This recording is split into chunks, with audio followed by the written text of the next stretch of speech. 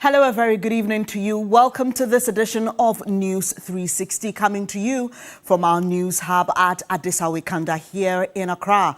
I am Bernice Abubedu-Lansa. Let's take a look at our headlines. News 360 headlines is brought to you by Pepsodent Charcoal and Pepsodent Herbal, EcoBank, Nero Prime Water. Night, exclusion allegations surface in final phase of police recruitment process despite applicants claiming to have passed medicals.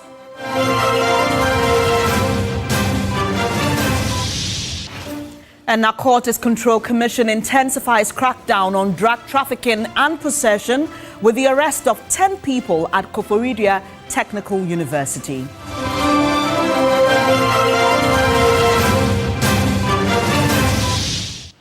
Also in this package, we shine the light on grandparents embracing the role of primary caregivers, the sacrifices they make and the joys they find.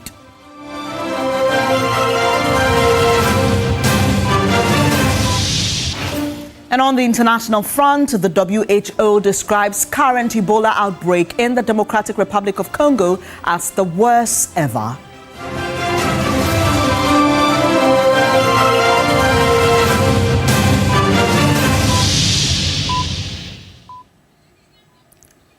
We've got details of these and more right here, and we're also streaming live on all our social media platforms. You're most welcome. Now, to our very first story, hundreds of prospective police recruits on Saturday, August 1, thronged the Ghana Police Service Training School to receive their appointment letters. However, some applicants claim that despite successfully passing their medical screening, they've been excluded from the final stage of the recruitment process. Speaking to TV3, Director of Human Resource Management at the Ghana Police Service explained the distribution of appointment letters is being carried out in phases. What is happening exactly about this recruitment process was that we went through all the series of the event, from the application, the body selection, the medicals, and today is the final stage. The final stage basically has to do with the validation of the documents of the prospective applicants and then issuance of the appointment letters. And we made them clear, we made them aware that with this process that we are on, what we do is that the TribeNet, which are the software developers who start with the applications, send messages to prospective applicants to come to the police depot and meet us to validate their documents and then issue them with appointment letters. And so you see a lot of people came here who have text messages and we are dealing with them. Some don't have the text messages, though they went through medicals and then they were congratulated, as you said. But we made them aware that it's going to be in stages. So it's not the end of the road for them. They're not receiving the message, even though they've passed their medicals. We explained to them on several occasions that it's going to be instead the first phase of the recruitment process. After this, decision will be taken again, and then we'll go to the second phase. And on the second phase, which I invite them. Some also did say that yes, they receive message to come pick their appointment letters, but they go here and their names are not in the system. All has been updated. That is why we are tackling it. If you come here in the morning, all here is full. But you see that we've done a whole lot. We've tackled a whole lot. We've served everybody. If your name is in the data, if you have the text message to come from TribeNet. So is there a case that there could be some scammers who will also be scamming some of these young ones? Definitely, you know, when it comes to the system of this sort, somebody wanted to take advantage of the system. So that's why you have to validate it from your system. We have to validate it from the system. We should make sure that we look on your documents and make sure that your documents are appropriate. Very well. Then we can issue with appointment letter. Final words to the applicant. I want the applicants to know the teeming youth who apply to the Ghana Police Service and then the other institutions, because we are all under the agency of the Ministry of Interior. And there's a decision taken that those who have applied in the various institutions, it's not going to be the end of the road for them. especially where you've passed your exams, went through the medicals, definitely you'll be called. But it's going to be in phases. And this is exactly the phase 1 that you are seeing today. So after the phase 1, there's more opportunity for them again to come in for the phase 2.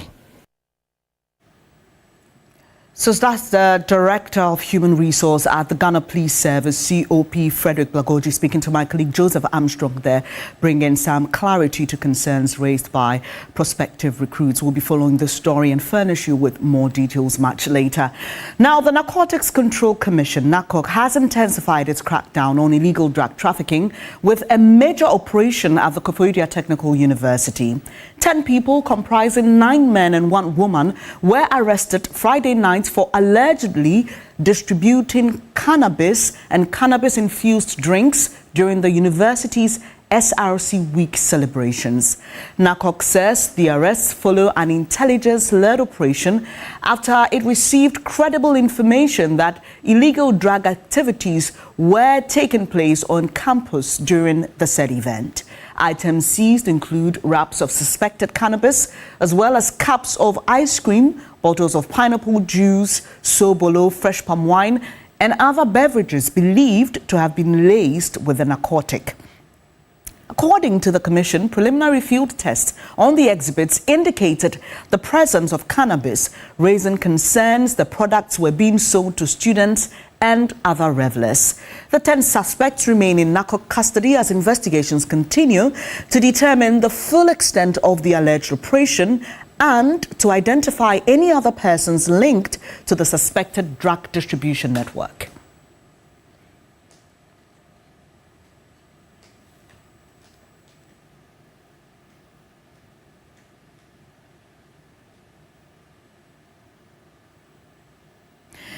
The Court of Appeal's decision to acquit and discharge former Maslok CEO Sedina Tamaklo Ationu has sparked fresh debate over accountability, corruption and the interpretation of the law.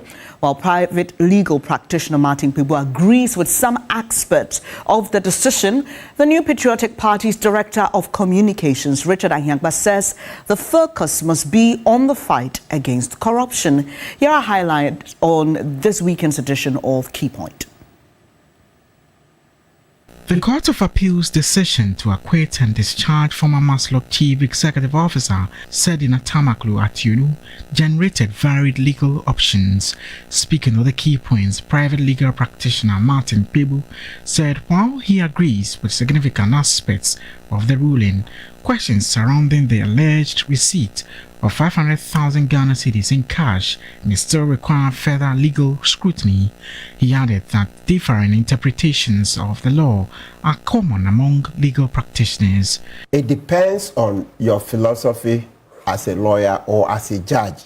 You see, so there is some room for discretion. Yes, this one has a different view, the other one has another. So he has quoted his, that's meaning that that's how he would have dealt with it, right? But he's not the judge. When the NPP administration took over, Oforiatta renegotiated the contract. If he knew that the contract is so terrible, is so bad, the overinflation, etc., deal with it legally to abrogate. So after renegotiating, how do you come back and still settle down with the consequences of that contract? If they were charging Oforiatta for it, then it would have been a different matter.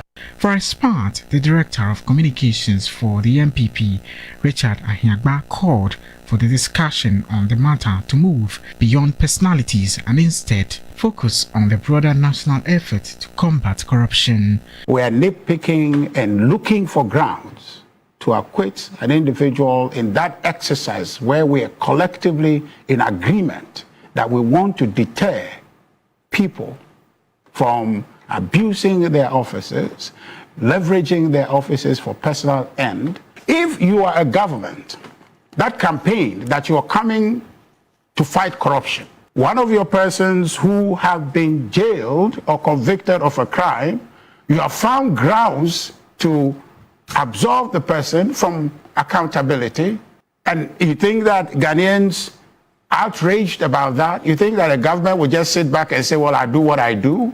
This thing is political, we can see it. Commenting on the recent constitutional reform proposals, the Chief Executive Officer of the Ghana Shippers Authority, Professor Ransford Jampo, supported the extension of Ghana's presidential term from 4 to 5 years. He argued that the current 4-year tenure leaves governments with limited time to fully implement their development agenda before attention shifts to the next election cycle. Martin talks about the fact that you may have shadow people who may be given the chance to act before people are selected and vetted and all that. But you read Plato. Governance of a developing country is too serious a business to be left into the hands of just anybody. Shadow people. If you get the wrong leader and then you give him a lot of time, then it means you are perpetuating, you are prolonging harm on yourself. But at the same time, if you get a good leader who needs some time to fix things, we should be able to also allow that. I think that 5 years will be good. It will not give leaders too much time, okay? But at the same time, it is not also too short. With legal interpretations still being debated and constitutional reform proposals under consideration, attention now turns to the courts, policymakers, and the constitutional review process, where decisions taken could have far-reaching implications for governance and accountability. Still, while on the issue of the proposed 5-year presidential term, Director of IT and Elections at the NDC, Rashid Tanko Computer, believes that particular time limit will help anyone elected as president implement long-term development programs. He was commenting on government's position on the Constitution Review Committee's recommendations. 92 up to now, as the way some of the articles, if you look at it, it doesn't help. It's not helping the country at all. And one of the most important one that I've seen gleans through is moving the tenure of the office of the president from 4 years to 5 years.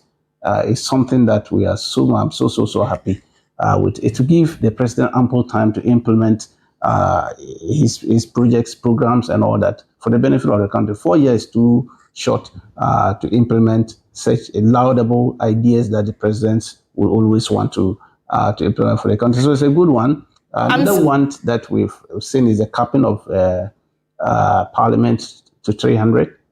It's well intentioned. At least additional 24 will be added to the current stock, and that one will take care of the women and disabled persons as well as the youth. It means they are also now getting their own constituents. I mean, it will increase their representation in parliament.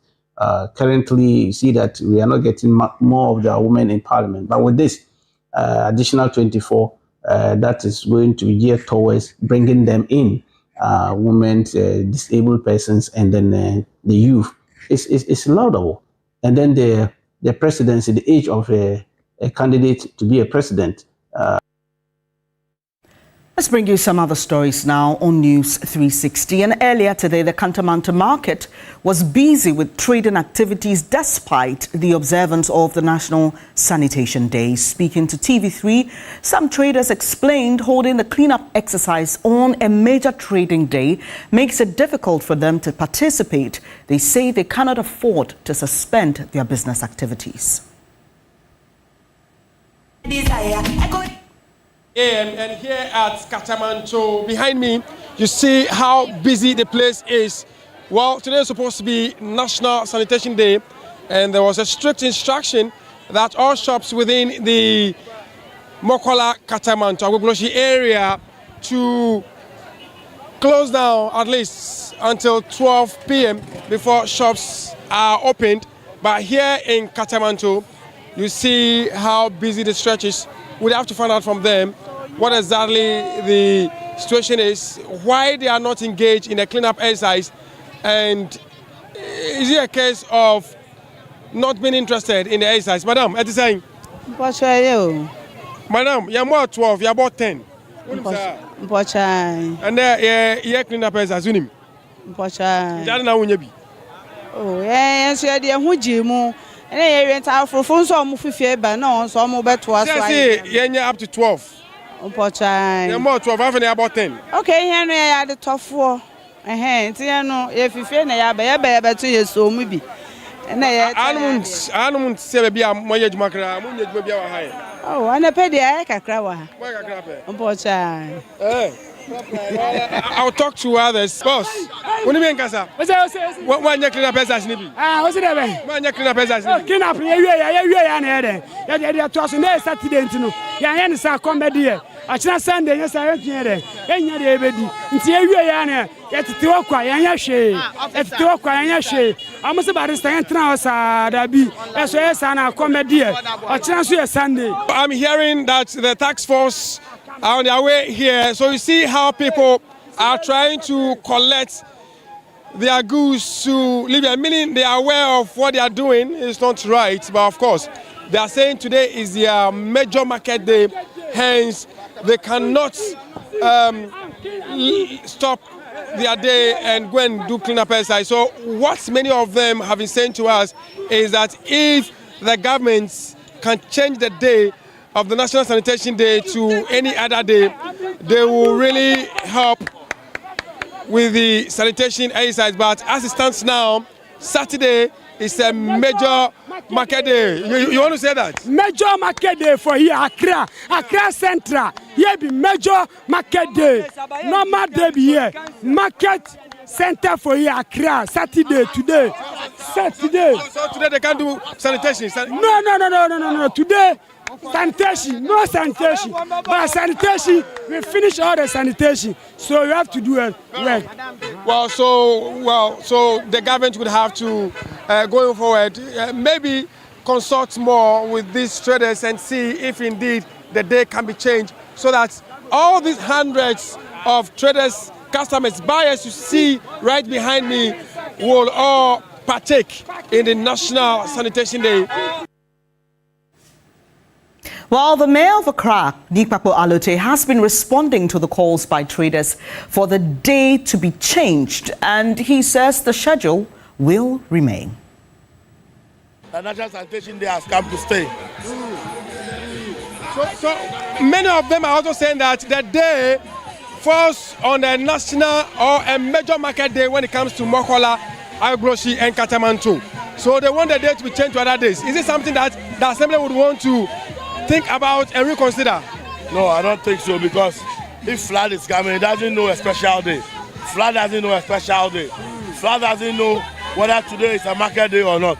So once the President has declared, Your Excellency has declared that every first Saturday in the month is a National Sanitation Day, we should leave it as such and abide by the laws. So what are your policies when it comes to sanitation within the municipality? The 24-hour cleaning, 24-hour sweeping, the night rubbish collection, and we brought new compactors. Now we have brought new sanitation officers that we use to say tankers, and very soon we are going to employ more of the youth to join the tankers or the sanitation officers. So God bless you. Now you know that the rains we will have in September, October, the city is ready for any rain. Yes, we are working. We want to make sure that we will not have any flood in the city. So we are working very hard. That's why we will enforce the laws to work. If you don't want to work, we have to enforce you to work, because we don't want any flood anywhere again. No, thank you so much, Honorable. Thank you. Let me talk to the MC for the Clote Kole municipality. I've seen that you've joined your colleague doing this exercise. I'm sure, obviously, we've been to your municipality as well. We've seen that cleaning is going on there. You want to tell us about some of the plans you also have within your municipality? Oh, we did most of the work today around the major streets, the principal streets, by cleaning the curbs area, at least to make sure the sand and silt don't get back into the gutters. And then also along where we are now, we ensure that the women are not here to sell, or rather to help to clean. So we are ready as an assembly? Yeah, we are ready. And we'll continue. The sanitation days come to stay. We have to sensitize our people that every first Saturday in the month is for us to clean together. Away from the central business district, it's a disaster on two fronts for the people of Jema and surrounding communities in the Western North region. A highway paid for has never been built, and rivers have been poisoned by illegal mining. But what is different is that the people are not waiting anymore. Erama Smith traveled the notorious Ilubu Inchi Road and found a community drawing the line. Here's her report. This stretch of road was meant to be a major highway, a lifeline connecting communities to markets, schools, hospitals, and the rest of the country. Instead, it is a nightmare of gaping potholes, severe erosion, and roads so dangerous that commercial drivers have simply given up and abandoned the route. For the people of Jema, Boinso, Asemkrom, and other communities along this corridor, it is their everyday life, a constant battle against mud, broken vehicles, and isolation.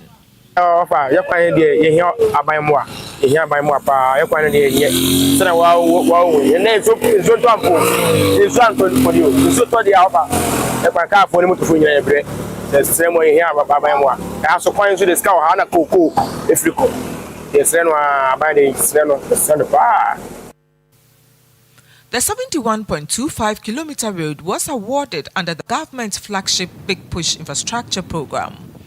In September 2020, then President Nana Akufo-Addo personally cut the sword to mark its beginning, backed by $116 million from Cocoa Board.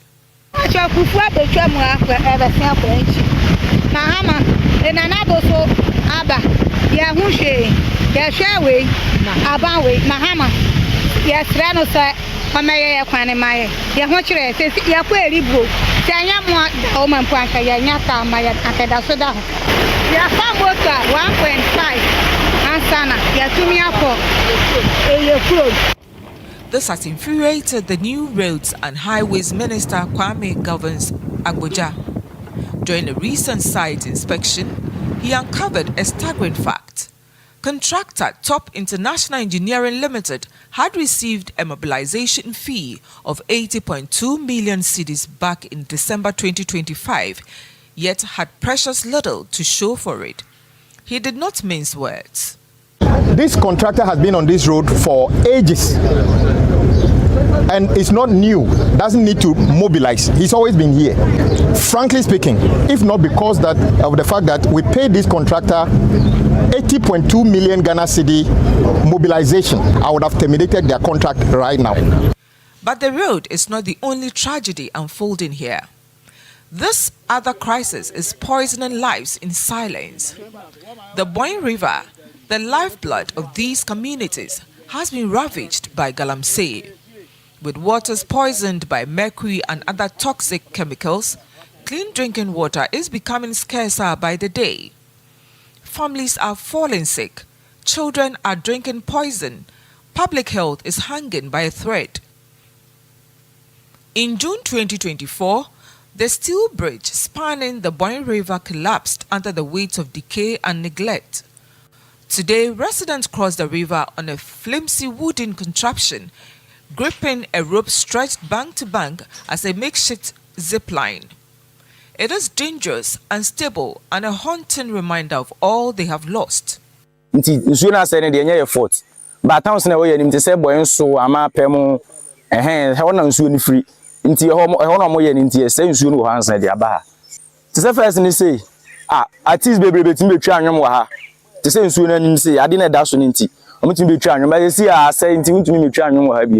an affair, Papa so, Omusi and Swadra, Uncle Tonamo Costo, Obebana on Swayama.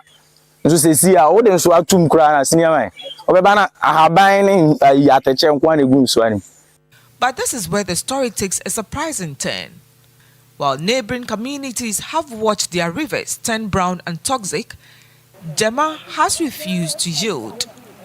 That resolve has kept their streams completely clean, drinkable, safe. Determined to witness this firsthand, the news team embarks on an exploratory trip to the stream, where both children and adults are fetching water.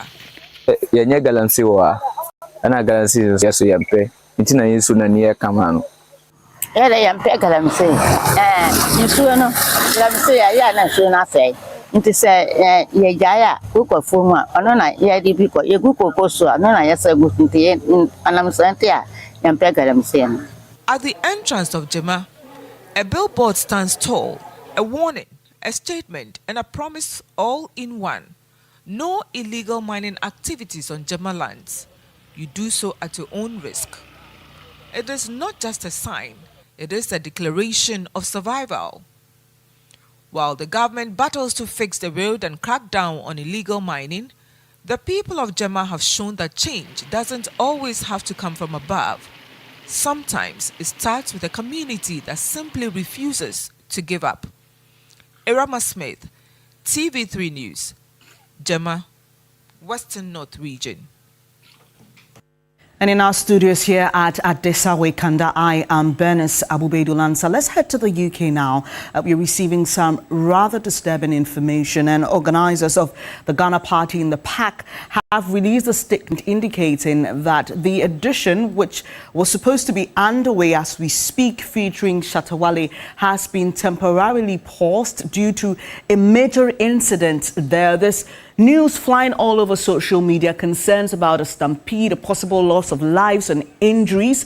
Thankfully, we've been able to reach Nana Seedorf. He is with the Type 1 Security Limited in the UK. We understand that the UK police has asked for the program to be suspended. Emergency service providers are also there. Nana, what can you tell us? First off, let's clarify the issues of a stampede and fears of a loss of lives. What exactly happened? Okay, let me greet your listeners and your viewers. So going straight to the point, what exactly happened was, probably I would say it's due to the probably opening time. I think we're supposed to open like 2, but due to 1 or 2 H's from the council, which like they prefer like everything to be how they want it, even though we also come with the idea of this is how it's supposed to go. So it's kind of like back and forth. So that makes the event like the time of opening the gate delayed a bit. So the front was a bit packed. The front was a big part. And also, as you know, as Ghanaians, sometimes our patience, sometimes it's not helping, especially when it comes to our event. Right. Like we normally do oversee. So Nana, you are confirming that there was no stampede and no persons are feared dead or injured? No, there was stampede, but there was no dead, or there was no dead, but there was stampede. There were some people who also had some serious injuries. About 7 people who were supposed to be rushed with the ambulance to the A&E. So yes, there was some injuries. There was stampede due to push and pull, and a lot of people also have lost their phones, properties, and yes. So it's actually a bad day. So I have a statement from the organizers of the Ghana Party in the PAC right in front of me. They are asking persons not to travel or come to the festival site until further notice. You are providing security in the area. Do you get an indication that the program will resume anytime soon? What is the conversation between the council and organizers looking like? No, for now, the program has hold. We've closed the place down, sound, everything is down. All the vendors are packing their stuff out. There's no way there's going to be any second of any program anymore. The day has been ended already. Actually, the program's supposed to finish at 8. And looking at the time now, I think it's almost past 8 in the UK here. So you've already exceeded your time. So there's no way we could say like that nothing is going to happen. The stage is already coming down. Sounds, everything is like all the vendors. There's no way the show is going to be continued. So Nana, the program didn't start at all.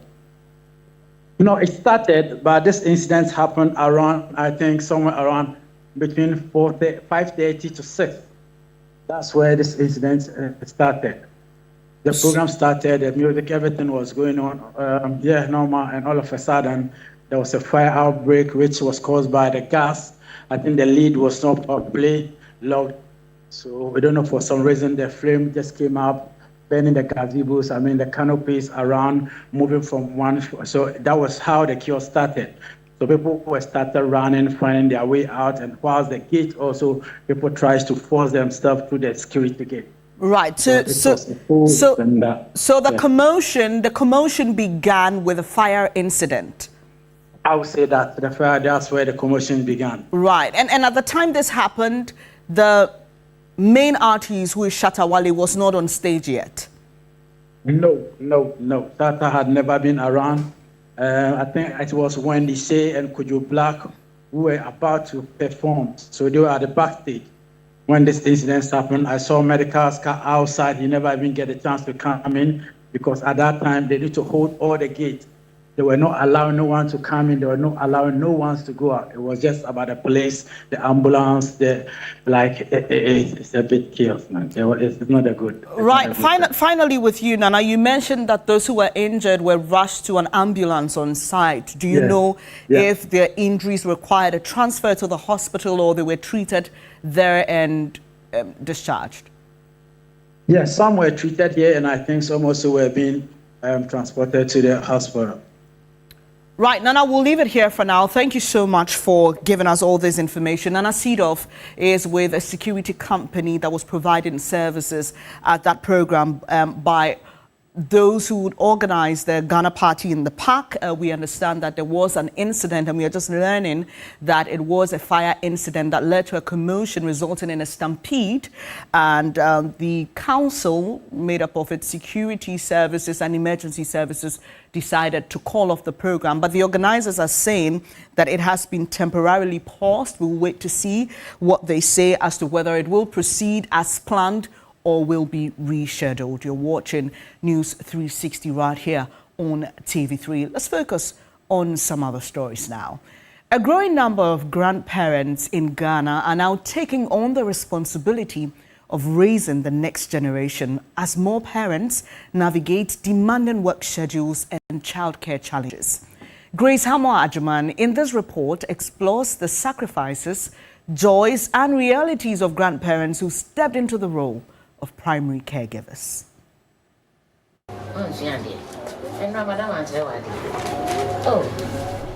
It is 6 a.m. and 58-year-old Auntie Augustina is getting her grandchildren ready for school. One would have thought that at her age, she would have escaped the demands of early morning routines and enjoyed her retirement. But she tells me she's been raising her grandchildren for the past 4 years. Ebi omo awofote ni baby omo ko adwuma no emuwa nti me yamadwen say meboa wom e wo san akwan me so. My children were starting their families and they needed help with raising the children. And since I was available, I stood in. Even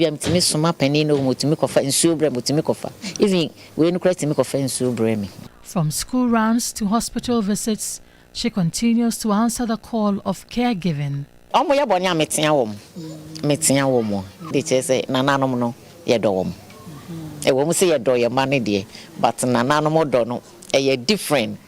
we feel for our grandchildren is very, very special, and that explains how we raise them.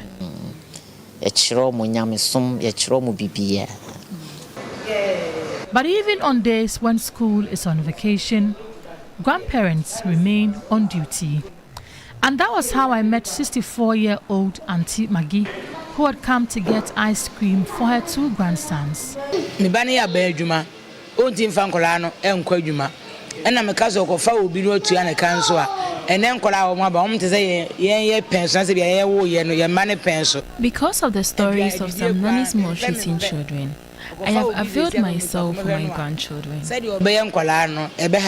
She tells me it is a natural responsibility. I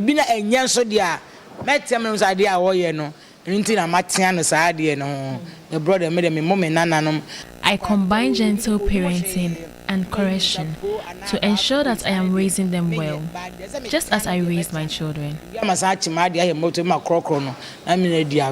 Grandparents are increasingly stepping forward as primary caregivers amid the demanding work schedules of parents and concerns over experiences with external caregivers or nannies. When my baby was 1 year, 1 month, then she said, because of the new baby, I think, let me help you with the first child. If not, you'll be straight. Because myself, I'm not here with my husband. I'm from Volta. I work there. And honestly, she is doing a great job. In October 2025, the Airport Divisional Police arrested 2 residential nannies, Francisca Boache and Harriet Ansa, for allegedly systematically abusing 2-year-old twin boys in Accra. The nannies confessed to administering a heavily sedating drug to the toddlers without their mother's knowledge in order to keep them asleep for hours. Also in 2021, caregiver Clara Anyani Ampa was remanded into police custody following the death of an 11-month-old baby. CCTV footage captured the worker roughly handling and force-feeding the child, which eventually led to fatal suffocation. But, according to the head of the Social Workers Association, families must consider engaging professional caregivers. We have to also consider our parents of their age and other things. So having them supervise the nanny is the best. Yes, because if the grandmother is there and there's something going on, she can talk about it. So let them not leave the job entirely for the nannies to do. Some parents also spoke to us about the difference grandparents make. If you try to be a present father, it's difficult. It's very difficult. But I mean, I thank grandma a lot. I don't know what she does for us. I can't quantify it. So one thing I am very, very grateful for is the fact that, you know, we decided that we wanted our son to know how to speak the local language. And grandma has been of great, help in that regard. The Pediatric Society of Ghana indicates that the presence of grandparents can be beneficial to both grandparents and their grandchildren. Dr. Hilda Mantibia Boy, president of the Pediatric Society of Ghana, explains. Parent stages, or when they are above 60 in Ghana, many people are retired. And so having children to care for keeps them active. It keeps them moving up and down, exercising in a way, and the communication with the children also helps them to prevent them from getting depressed. It helps to keep their minds active as well. So it is good that grandparents are able to provide support in the home. And for these two grandmothers, the experience has been no different. They say me money nyina I am penny for. They say me de me nana no mo mo aye member. Agro me ne me nana no mo di no. Me ntimi ne member no endi sa agro no. They are now my companions, and that is good for my well-being. Me yes said their mother no na omo fefe meni. Grandma sorry na me no mo di agro sa. Do we Jema ni so asam be kan bi esre. Do be akire mi bia atima dwendwen so. My grandchildren are my source of joy, and that is good for my mental health. Dr. Hilda Boy calls for balance, adding that child nurturing goes beyond the provision of material needs. Most importantly, they need to make time to be with their children and to care for them. It's not just about, I've provided money, I've bought this for them, I've paid their fees. No, it's child nurturing, caring for children goes way beyond that. As families continue to navigate the challenges of modern parenting in the face of busy work schedules and uncertainty, the stories of Auntie Maggie and Auntie Augustina show a glimmer of hope. For these women, parenting never ends, and for their little ones, the presence of grandma means safety. Grace Hamwajiman, TV3 News, Accra. And I think it's a good time to say thank you to all the grandparents who are holding the fort. You're greatly appreciated. You're watching News 360 with me, Bernice Abubedu Lanza. Here's what the weather will look like this evening. Weather News segment is brought to you by Syntex Tank.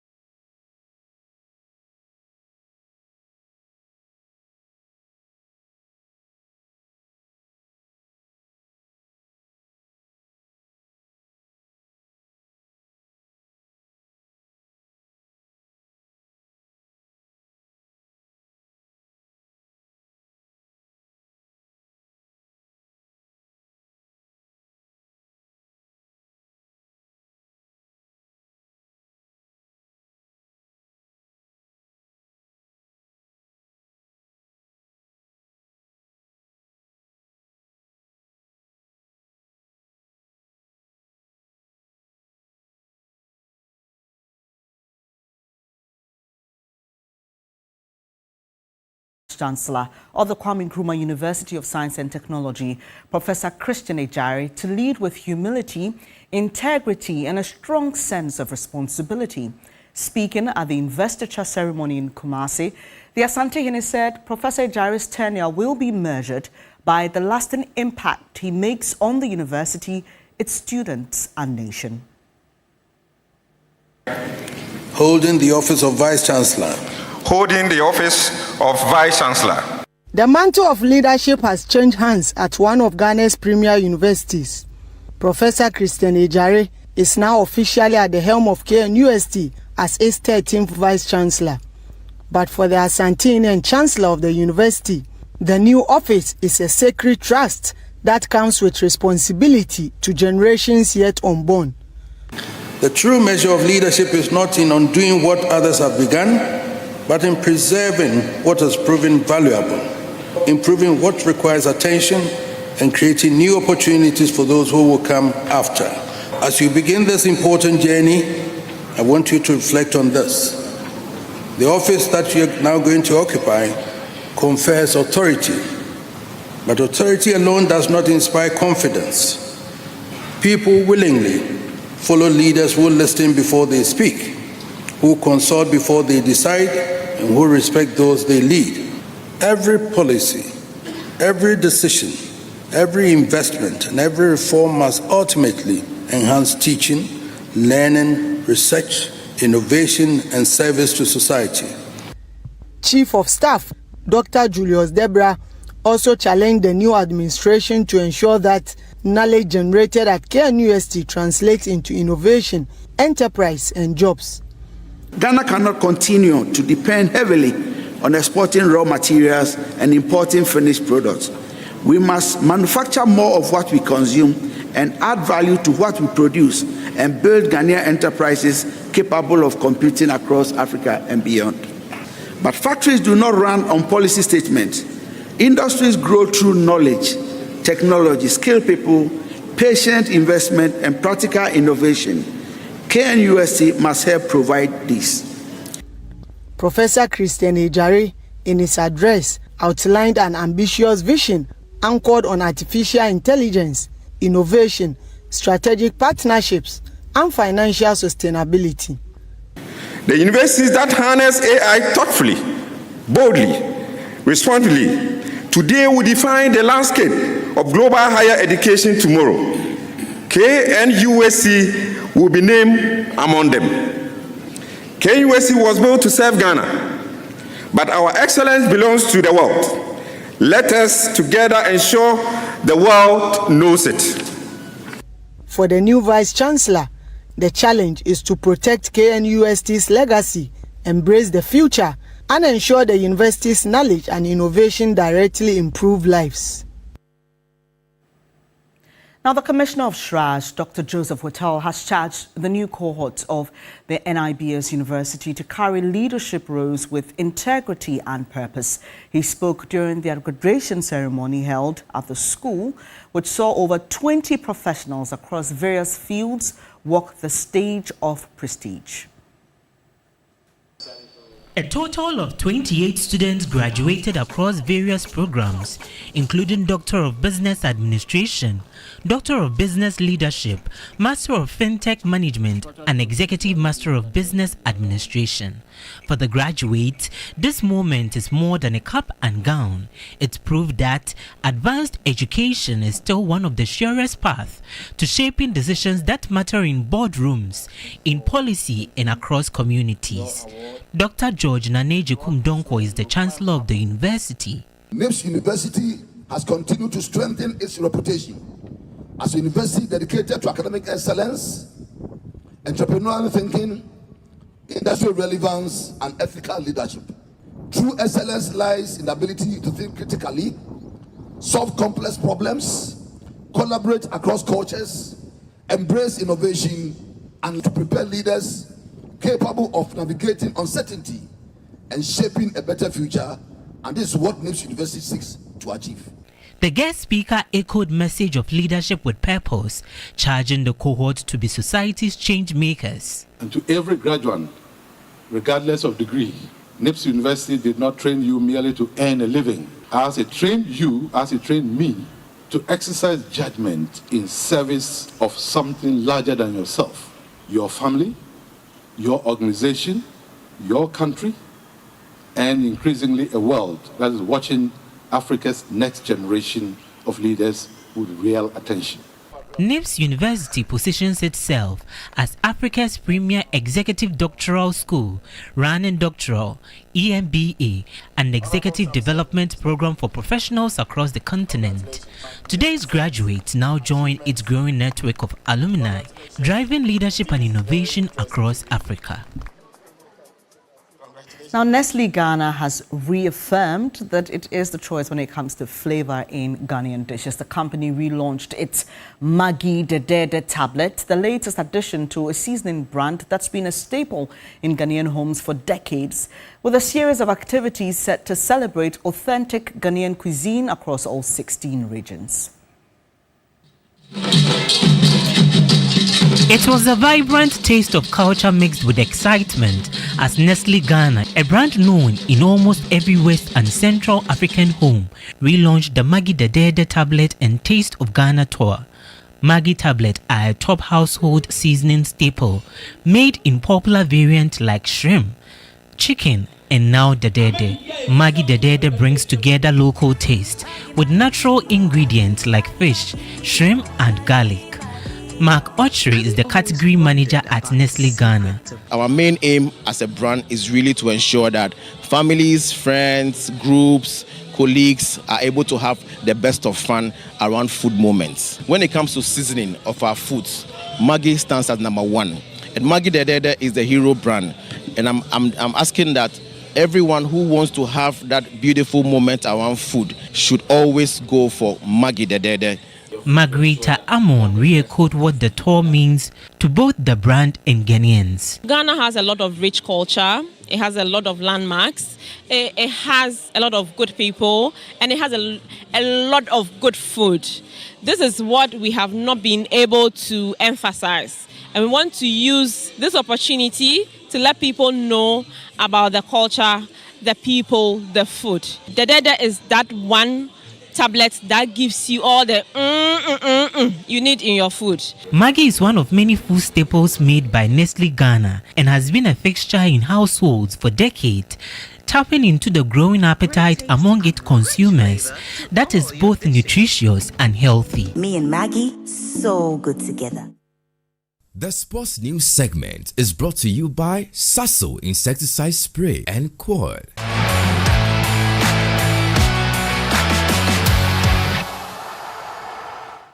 In sports news tonight, Ghana's Black Queens face Cameroon on Sunday in a decisive Group D showdown at the 2026 Women's Africa Cup of Nations, with top spot on the line after both sides won their opening matches. Ahead of the crucial clash, head coach Kim Lars believes Cameroon will be a hard nut to crack, but he says his team is fully prepared and determined to deliver another strong performance for the nation. Did what we should in the first game. We took the 3 points and we moved on. We did good things. We did things that we can learn from and improve. Tomorrow, with respect for Cape Verde, it's going to be one level up, I expect. We're going to play against a good Cameroon team, a Cameroon team with experienced players, with the quality. They have a good balance, so they also have young, hungry players. And I know Dimitri that also have been coming into the team, and I guess that will help them as well, that they're going to be potentially more organized. So I think it's going to be a tough one. GTP Entertainment News segment is brought to you by GTP Lifestyle and Napa Foods, Heaven Black Insecticide Spray and Coil, powered by 3 Entertainment.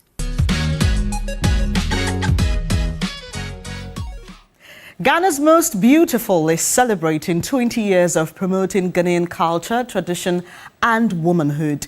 To mark the milestone, TV3 has brought together renowned traditional musician Michael Adangba and singer-songwriter Enam to record the official anniversary theme song. 3 Entertainment caught up with the two artists who shared their excitement about the collaboration and what it means to be part of GMB's historic celebration.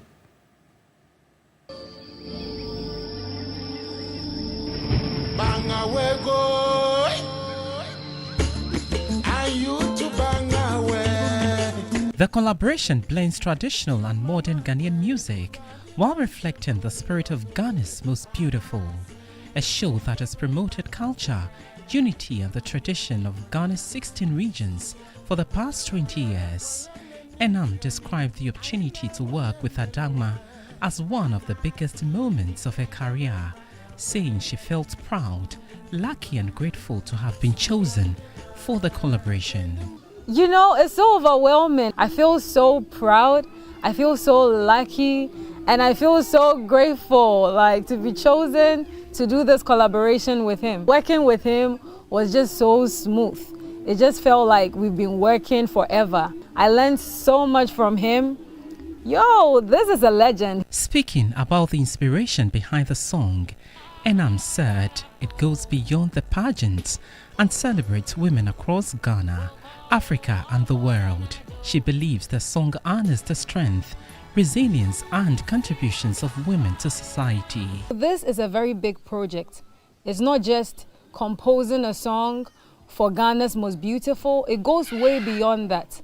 This song is here to celebrate all the women in the world, all the women that know that their voices matter. This song is not just a Ghana's Most Beautiful song, but it is a moment for us to rise and shine and be the best version of ourselves as women. For Adangba, returning to compose another theme song for GMB was a joyful experience. 20 years is not a joke. It's good. I'm feeling good. I'm feeling happy to be among the people that promoted this program till now. I feel good. The legendary musician whose iconic Banga Wingo became synonymous with GMB said he is proud that the show continues to celebrate the country's diverse traditions and cultural heritage. When you listen to it, one thing that touched my heart is all of us are winners. We don't have losers and then winners.